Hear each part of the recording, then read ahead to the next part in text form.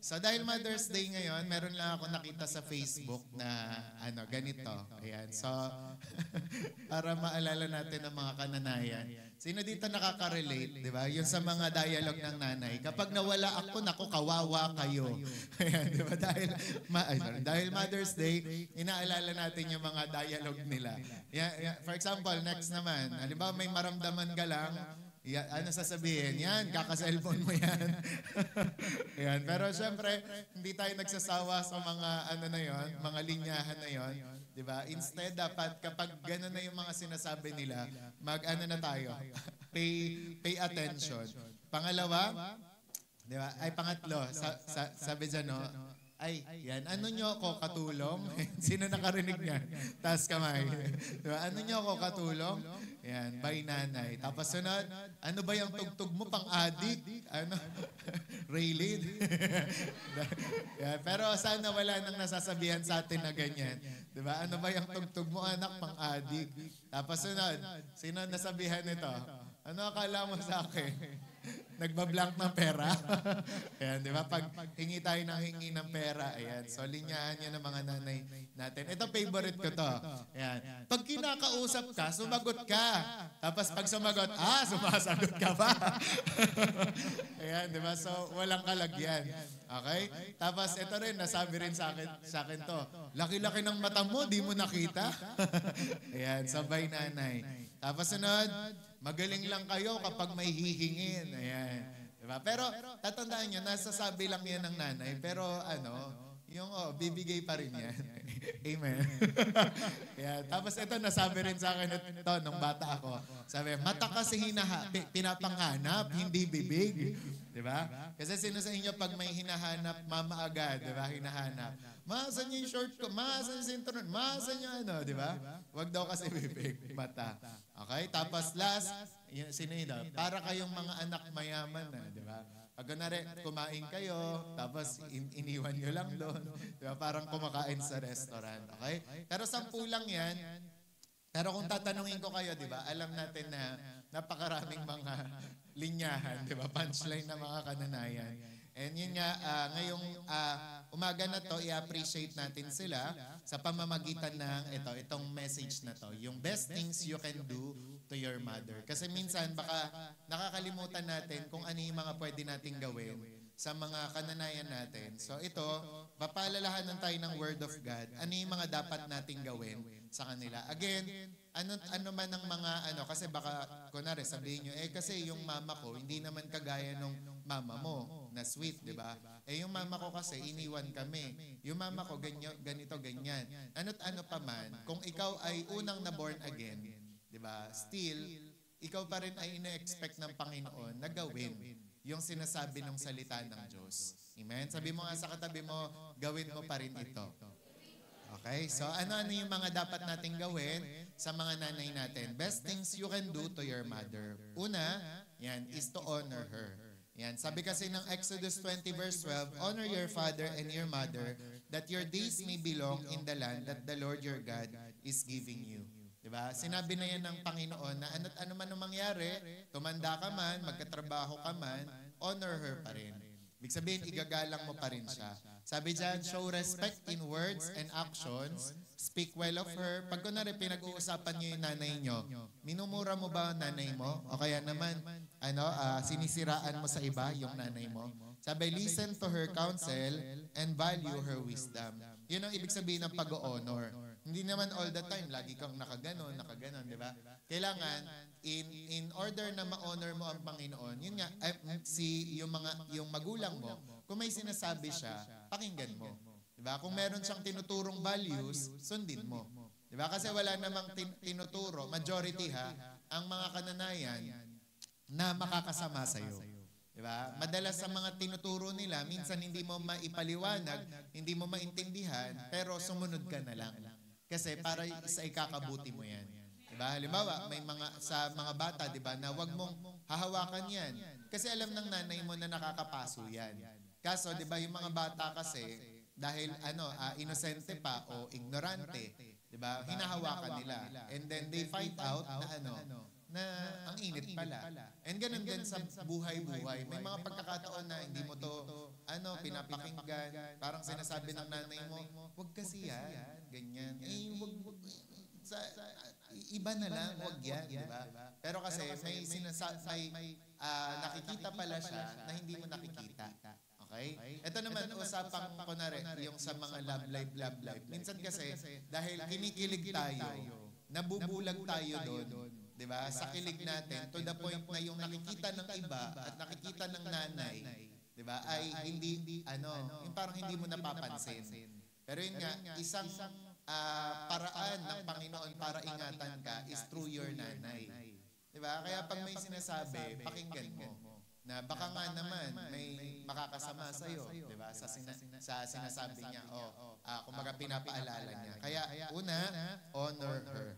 Okay, pangalawa, love her unconditionally. Yan. Ay madagdag ko lang pala doon yung value her wisdom. Kasi nasa panahon na tayo, 'di ba? Na ang dami nating resources. Andiyan na si Gemini, andiyan na si ChatGPT, andyan na si Google, di ba? Kung meron man tayong gustong malaman, i-chat GPT natin agad, i-google natin agad, di ba? Without consulting our mother. Sila kasi, di ba, yung mga magulang natin, napagdaanan nila, di ba? Yung mga dapat nating pagdaanan.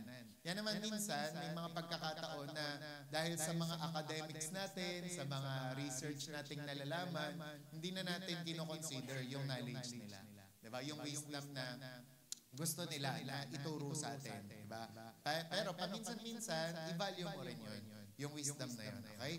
And love her unconditionally. 1 Peter 4:8, sabi, above all, keep loving one another earnestly, since love covers a multitude of sins, di ba? Kasi kapag mahal mo nga yung nanay mo, di ba, ay malilimutan mo yung kanyang mga nagawa, yung kanyang mga kasalanan, di ba? Kasi sabi nga dyan, be patient with her flaws and love her even when it's hard. Minsan, mahirap talaga, di ba, magpalaki ng nanay at tatay, joke lang.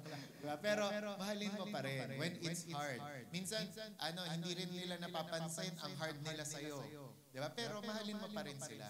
Di ba? There are times yung sinabi niya, hindi mo nagustuhan, pero mahalin mo pa rin siya. Diba?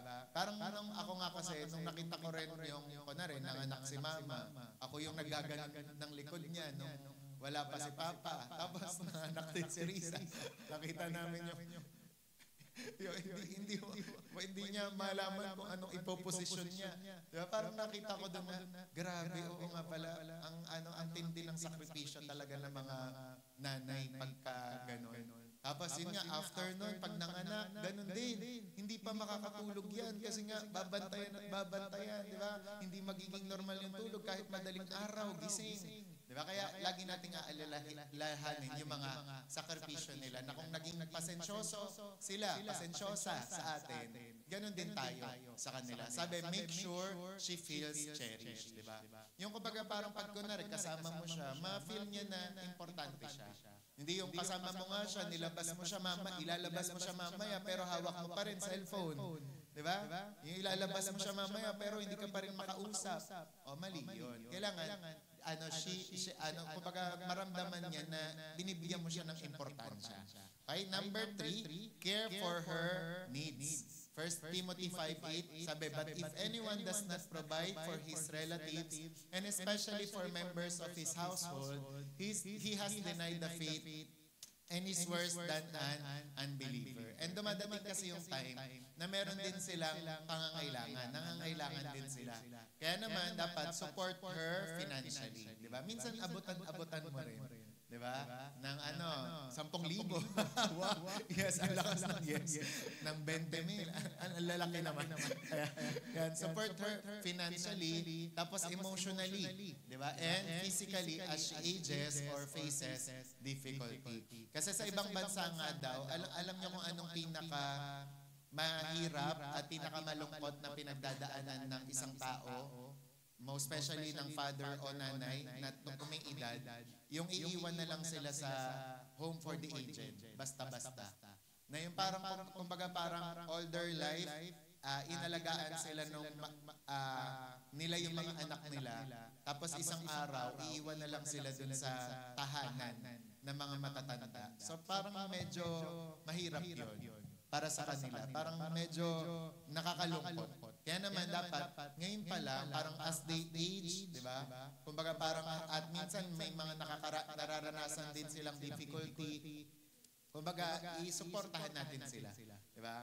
Kaya nga minsan, kunwari, pag umuwi rin ako sa bahay, tas parang nababasa ko yung mukha ni mama. Oh, anong masakit? Anong nga yan? Maya, kukuha na ako ng niyan, ng oil, tapos imamasahe ko kung ano yung masakit sa kanya. Yan. Kasi yun nga, dapat we need to support them. Yan, emotionally, physically, as they age and faces difficulty. Diba? Tanungin mo, anong kailangan mo ganyan. Minsan naman, hindi naman pera. Diba? Okay, may minsan emotionally din, tsaka physically. Number 4, pray for her. Ito yung pinakamaganda na pwede mo rin na gawin sa kanya, ipanalangin siya. Tapos syempre, idulog siya sa Diyos, di ba? Talagang dalhin siya sa Diyos. Kasi ganito ang case naman. Kung ikaw ang unang na-born again, dapat ikaw yung magdadala sa mama mo o sa papa mo. Diba? Kaya nga, I encourage everyone na kung ikaw pa lang yung Christian sa pamilya, tatagan mo loob mo. Diba? Manalangin ka ng maigi, diba? Ng masipag, para nang sa gayon, later on, madala mo si mama at si papa mo. Okay? Kasi yun ang pinakamaganda na pwede mong gawin. Sabi ng James 5:16, the prayer of a righteous person has great power as it is working. Kaya sabi nga, regularly bring her before God in prayer for her health, peace, faith, and joy.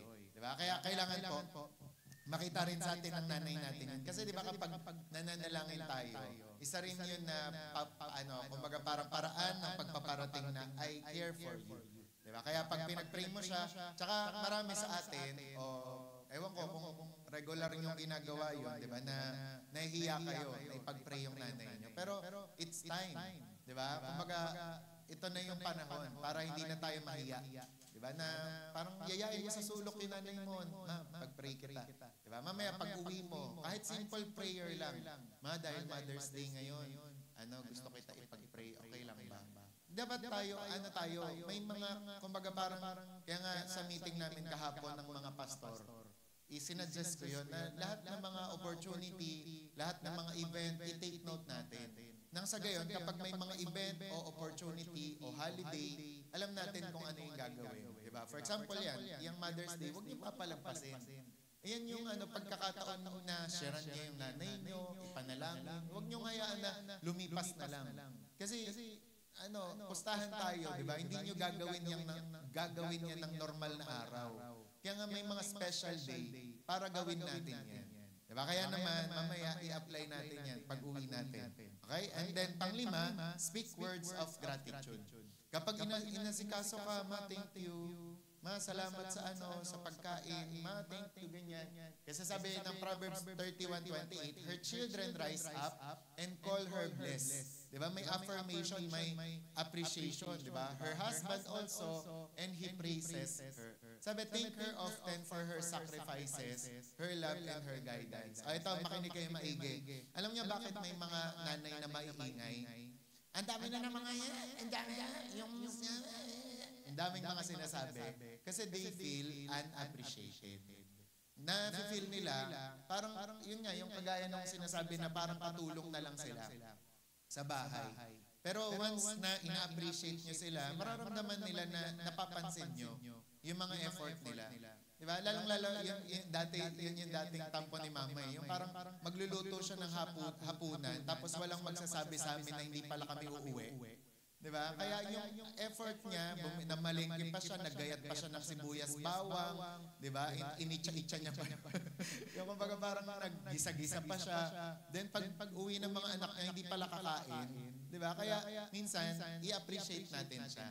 And ako minsan, parang hindi lang magalit sa akin. Kahit kumain na ako, kakain na lang din ako ulit.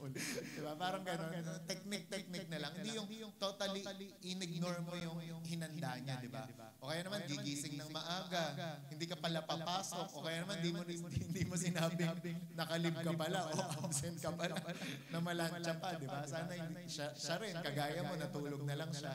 May mga pagkakataon na gano'n, na minsan careless tayo, Di ba? Yun, hindi natin napapansin. Nung nakaraan, nag-stay yung spiritual mother dito sa mga youth. Tapos meron siyang sinabi lang, tsaka paalala sa mga youth, na minsan, wag overjoy masyado. Kasi pag overjoy, hindi nyo na napapansin na may mga bago pala. And then hindi nyo magawa yung mga dapat or supposed to be na ginagawa nyo sa kanila. And there are times, di ba? Sobrang adalas na minsan sa overjoy natin, minsan sa sobrang busy natin, nai-ignore natin, di ba? Yung mama natin, yung nanay natin. Although hindi nila madalas o laging hinihingi yun sa atin, pero wag natin ipagdamot. Okay? Yung talagang pasalamatan sila. Yan, sa sakripisyo, pagmamahal and guidance. Tsaka kung ano man yung, halimbawa, ano yung love language mo, pwedeng ibigay mo sa kanya. For example, ma-love letter ka.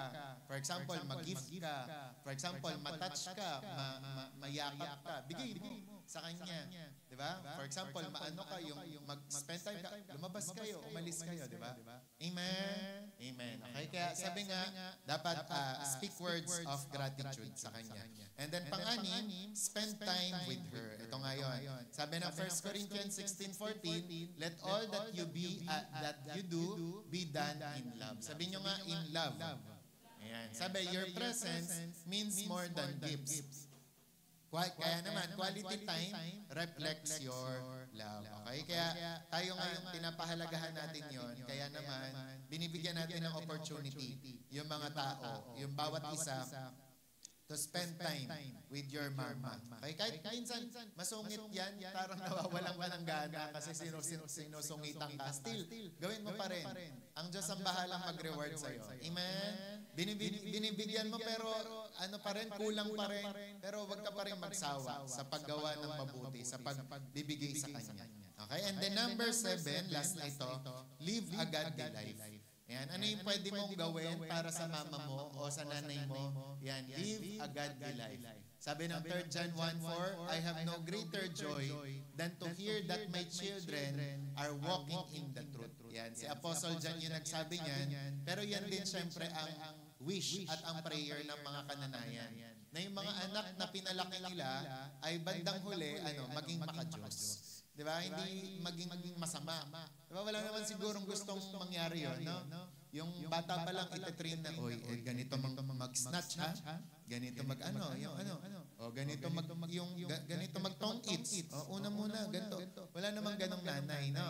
Diba? O kung meron man, bibihira. Madalas, gusto, matuwid ang pamumuhay ng anak nila. Kaya ang regalo mo, ang pwede mong gawin sa kanya ay maging maka-Diyos ka. Maging tama yung buhay mo. Diba? Kaya ngayon ang sinasabi ko sa mga kabataan natin, syempre ang gusto ng nanay, makagraduate ka. Diba? Tapos kung magtatrabaho ka, may maayos kang trabaho, marangal. Hindi naman agad, boss ka agad. Diba? Kundi, basta't marangal, yan, gusto ng nanay yan. Diba?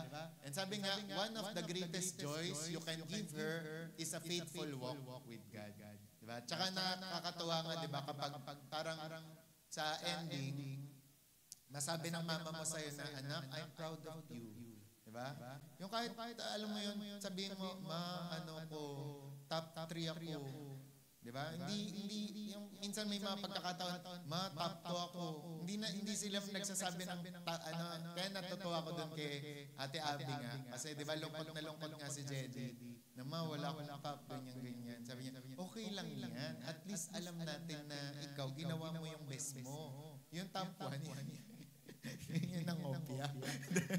Yun yung di ba, nandaya. I mean, hindi ko minsan nilalahat. There are times may ganun talaga. Yung parang ang pinaparangalan, yung nandaya, di ba? Pero kung ikaw, alam mo na hindi ka nandaya, ay proud si Lord sa'yo, tsaka proud yung nakakakilalang magulang sa'yo. Amen? At least, di ba, nabuhay ka, nag-aral ka ng tama. Okay? Kaya sabi mo nga sa katabi mo, maging maka-Diyos ka. Di ba? Yan, awkward, corny sa iba, pero yan ang inaantay ng Diyos. Na maging maka-Diyos tayo, pati ng magulang natin. Okay? Amen? Amen. Kaya pag uwi nyo ng bahay, hindi pwedeng wala kayong gawin. Kahit simple lang. Amen? Amen. Tapos yun nga, yung naman, kunwari, namayapa naman yung mga nanay. There are times ang ginagawa, for example, si Pastora Ruth, di ba? Ang ginawa niya na sa buhay niya, yung mga kananayan sa church, yun ang ginawa niyang nanay. Di ba? Kaya pag Mother's Day, sila ang nireregaluhan niya. Di ba? Sila ang yung binibigyan niya talaga ng mga time. Okay? So, ganun din tayo. Hindi naman pwede na kailangan malungkot lang din tayo. Kailangan may gawin tayo, di ba? Kung in order na tayo ay mapalakas din, ma-encourage din. Okay? Amen? So, yan ang part 1 ng message natin. Dahil Mother's Day ngayon, bear with me. Okay? Ito naman yung pangalawa. Mabilis lang to kasi mabilis lang yung oras din.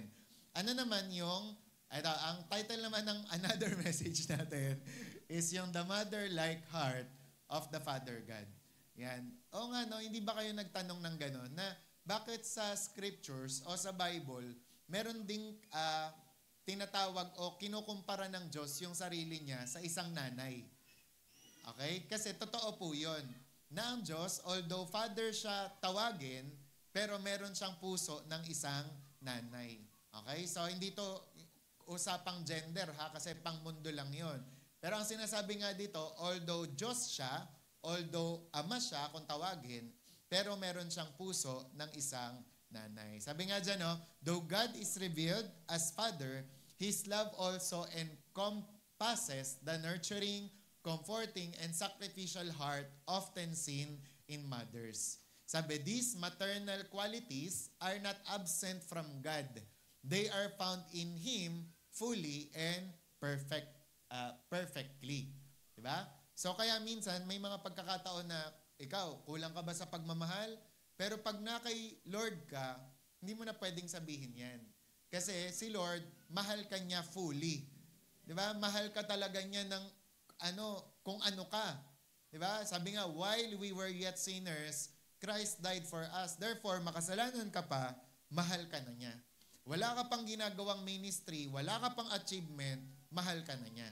Amen? Kaya ganun magmahal si Lord, parang nanay. So ngayon, paanong nasabi ng scriptures yan? Una, kasi God comforts like a mother.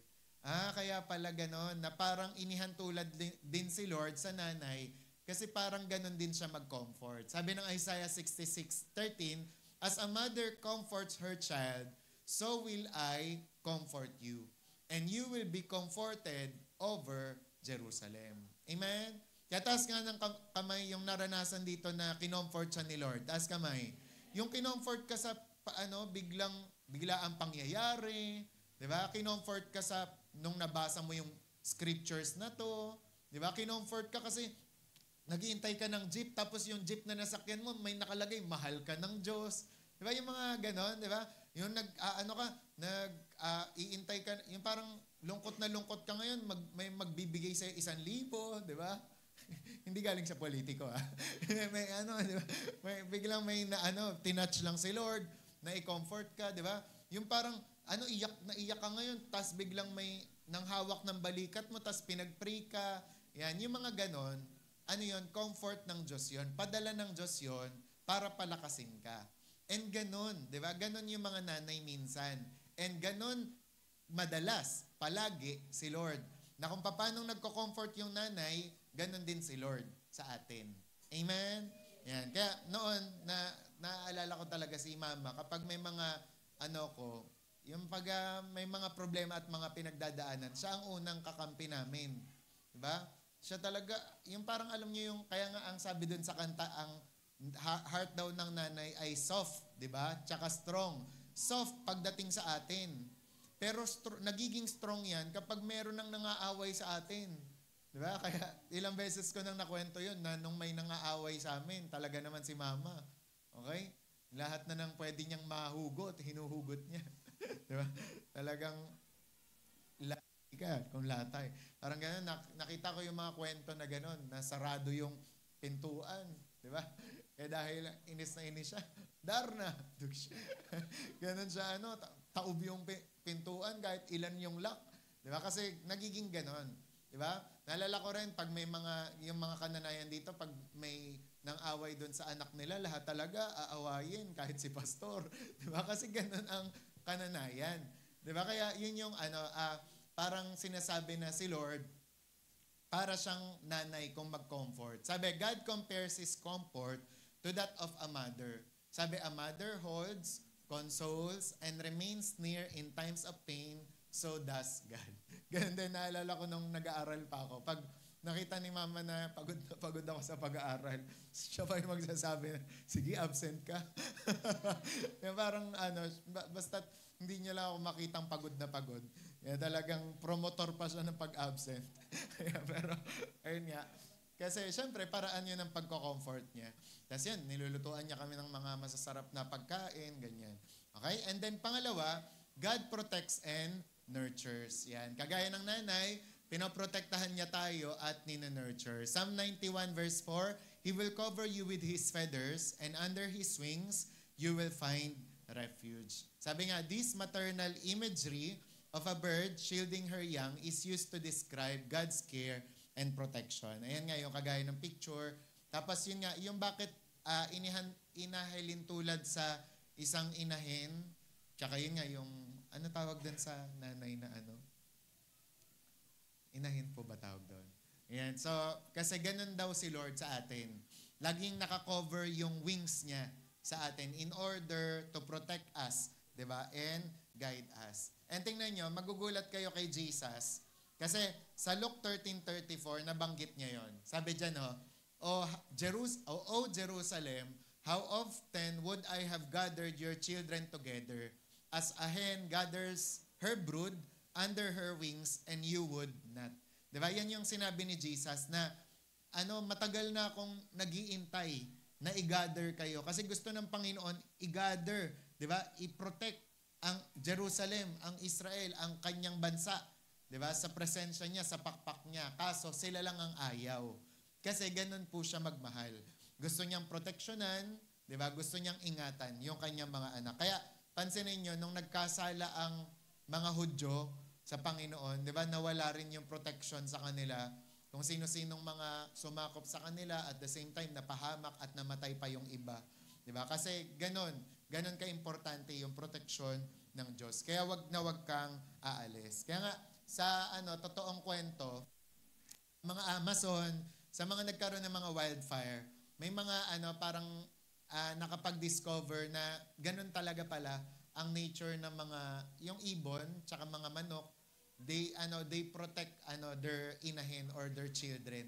Diba? Kasi meron silang nakitang wildfire, tapos nung pagbuklat nila, yun na pala yung bangkay nung magulang na, ibon, ganyan, manok doon. Tapos nakita nila, buhay pa o buo pa yung mga baby.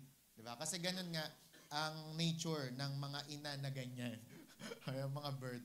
Diba? So, kung ganyan sila, how much more si Lord? Diba? Kaya minsan, tayo, may mga pinoproblema tayo o wino-worry. Pero pagka naalala natin na ganun yung katangian ni Lord, na hindi nagpapabaya, yan, doon ka hindi talaga matatakot at mag-aalala. Diba? Kaya sabi mo nga sa katabi mo, si Lord bahala sa'yo. Paproteksyonan ka niya, iingatan ka niya. And there are times, di ba, takot tayo sa future, takot tayo mag-exam, takot tayo sa mga new chapters ng buhay natin. Pero as long na alam natin kung ano yung pag-ibig sa atin ng Diyos, yan, we can be confident. Di ba? Na for example, sa nanay din, di ba, kung kunwari, kilala mo yung nanay mo, ay, mahal ako niyan. Di ba? Uuwi ka pa rin dyan. Di ba? Ay, hindi ako papabayaan yan. Yung parang dahil kilala mo yung nanay mo, confident ka, 'di ba? Sa pananalangin mo, ganyan, confident kang lumapit sa kanya. Okay? And pangatlo, God sacrifices for His children. Ang mga kananayan nga, 'di ba? Ang mga mother, mahilig sila mag-sacrifice. Again, ang madalas na sinasabi? Isusubo na lang nila. Yan. Nasubo na. Ibibigay pa sa yan. Yun nga, isusubo na lang daw nila, ibibigay pa sa atin kasi mother's love is sacrificial. And ganun din sa Diyos. Sabi nga ng Isaiah 49:15, can a woman forget her nursing child? Mangyari man, sabi, even this may forget, yet I will not forget you. Pero ang ganda nga dyan ang sinabi ng Panginoon Diba? Na may makakalimot ba na nanay sa kanyang anak? Diba? Sabi, kung meron man, pero ako hindi ko kayo kakalimutan. Diba? Ganon si Lord ka mapagmahal. Ganon siya ka-sacrificial. Sabi, God's faithfulness surpasses even the most devoted mother. Kaya halimbawa, yung nanay mo ngayon, o yung nanay na nakikita mo, o ideal na nanay para sa'yo, ay devoted mother. Si Lord, mas matindi pa doon, mas higit pa doon. Sabi, He will not forget us. His love is more constant than even a mother's. Ito naman, nakakalungkot, yun sa mga bali-balita, di ba? Na for example, yung nanay, nalimutan niya yung anak niya doon, nalaglag na pala, di ba? Yung nanay, nalimutan yung anak sa pool, na nalunod na pala. Di ba? Yun yung mga sample na sinasabi sa Bible na oo, yung ibang nanay makalimot man, pero ako, hindi ako makakalimot. Naalala ko rin, may preaching akong ganyan noon na ang title, Nakalimutan Ka Ba? Yan. Kasi yun yung mga time na parang nafe-feel ko rin na yung mga tao, parang they feel abandoned, they feel forgotten. Di ba? Na parang feeling nila, kinalimutan nila sila, hindi na sila pinapansin. Pero pinapaalala nga ng message na yun na si Lord, hindi niya tayo nakakalimutan. Di ba? Kumbaga parang feeling mo lang yan. Pero si Lord, once na tumawag ka sa Kanya, aalalahanin ka niya. Kaya naalala ko nga si Pastora noon, Pastora Bernadette, every time na merong siyang kailangan, ang bukang bibig niya, Lord, alalahanin mo po ako. Every time na napapagod siya, Lord, alalahanin niyo po ako. Yung hindi siya makalabas, tapos hanggang bintana lang siya, nakikita niya mga construction worker, ang lakas-lakas maglalakad, ang lalakas magbuhat. Sabi niya, Lord, alalahanin mo naman ako. Yung mga construction worker, andyan sila, gumagawa sila ng bahay, ang lalakas nila. Ako, lingkod mo ko, trabahador mo ko, hindi man lang ako labas sa kwartong to. Diba? And after nun, binigyan siya ng Diyos ng panibagong lakas. Diba? Kasi powerful kapag inaalala natin, kapag pinagpe-pray natin na, Lord, alalahanin mo ako. Diba? Pero yun nga, hindi ka naman talaga kinakalimutan ni Lord. Sabi mo sa katabi mo, feeling mo lang yun. And then pang-apat, ito na yung pinaka nakaka-touch din at yung parang hindi mo matiis, di ba, na message. Sabi, God waits with longing and patience. Yan. Sabi ng Psalm 103 verse 8, the Lord is compassionate and gracious, slow to anger, and abounding in love. Yan. Ang sinasabi nga dyan si Lord, punong-puno siya ng pagmamahal, hindi siya mabilis magalit, di ba? Tsaka napakamaawain at mahabagin niya. So, ganun din ang Panginoon, di ba? Kung mahabagin yung mga magulang natin, tayo rin. Ang Panginoon, mahabagin din siya sa atin. Kaya nga may kwento si Robert Slardon na nagpe-preach siya, tapos biglang may nag-interrupt kasi biglang may nagtangs na babae. Tapos ngayon maya-maya, mayroong dalawang ang lakas ng tangs ng babae, maya-maya may dalawang lalaki na lumapit doon sa altar. Tapos mas lumakas pa yung tangs ng babae. Yung pala, malaman-laman niya sa ending ng service, yung dalawang lalaki na yon, anak niya pala. Tapos yung nagtatangs, nanay. Tapos matagal niya nang pinagpe-pray yung dalawa niyang anak na yon. At last, doon sa araw na yon, tumanggap sa Panginoon. Di ba? And ganun din, sa atin, yung mga kananayan natin, iniintay tayo niyan na magbago. Di ba? Na isang araw, sana si Tenten naman magkusa na maghugas ng plato. Ganun. Minsan may mga ganun sila na, sana naman yung anak ko maging sweet na sa akin. Di ba? Iniintay lang. Diba? Sana naman yung anak ko, hindi ko na sabihang maglaba, kusa nang maglaba. Yan yung mga iniintay natin, nila sa atin. Diba? Sana naman bumait na yung panganay ko. Diba? Yung mga, pero, diba, kumbaga parang, mas grabe yung kay Lord. Sabi, like a mother who patiently waits for her child to return home. Sabi, God waits with grace and longing for His children to come back to Him. Diba? Kaya nga noon, sa kay Pastora Bernadette din, parang nakita ko yung pasensya na gano'n, na siyempre, alam ko yung maglaya siblings, alam ko yung kung sino yung pinakamabait sa medyo lang, parang gano'n. Tapos parang minsan napapa-question ako na, ba't ganon si Pastora? Pinagpe-pray niya pa rin kahit yung umalis na, kahit yung lumayo na, ganyan-ganyan. Pero kasi parang later on, na-discover ko na ganun kasi yung heart ng nanay. Na kahit yung anak na to, ang sama-sama nito, kahit yung anak nito, lustay ng pera, still, iniintay niya pa rin na magbago to. Diba? Amen? hindi pa rin sila nagsasawa na isang araw, makita nila yung anak nila, magbabago to. Diba? Ganun din si Lord. Diba? Next natin yung picture. Diba? Nakita natin yan sa buhay ng loving Heavenly Father or yung parable of the prodigal son. Diba? Na kahit nilustay nung anak yung pera. Diba? Pero yung father pa rin, sabi ng Bible, diba? Sabi ng scripture, iniintay pa rin yung anak niya araw-araw dun sa sa pinto na magbalik, 'di ba? And same with us. Si Lord, ganun siya, kamapagmahal sa atin. Iniintay kanyang magbago, iniintay kanyang magseryoso, iniintay kanyang maging sincere, 'di ba? Hindi siya na uubusan ng pasensya sa iyo.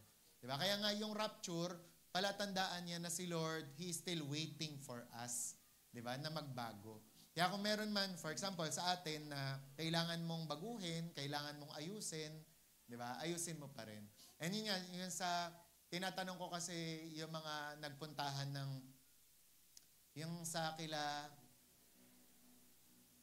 yung sa Day of the Lord, si Sadu, sabi ko kay Pastor JM, anong message? Sabi ko kay Ira, anong message? Sabi ko kay Pastora Grace, ano pong message? Isa lang yung sinabi nila. Sabi daw doon sa prophecy, in order na magkaroon ng visitation ang Pilipinas, sabi pa rin, set your house in order. Sabi, ayusin pa rin ang buhay. Tapos sa church nga daw, in order na maranasan daw ng church yung glory ng Panginoon, there must be cleansing. Yan. So kaya pala yung mga message ng Lord sa atin nitong nakaraan ay ang bibigat talaga.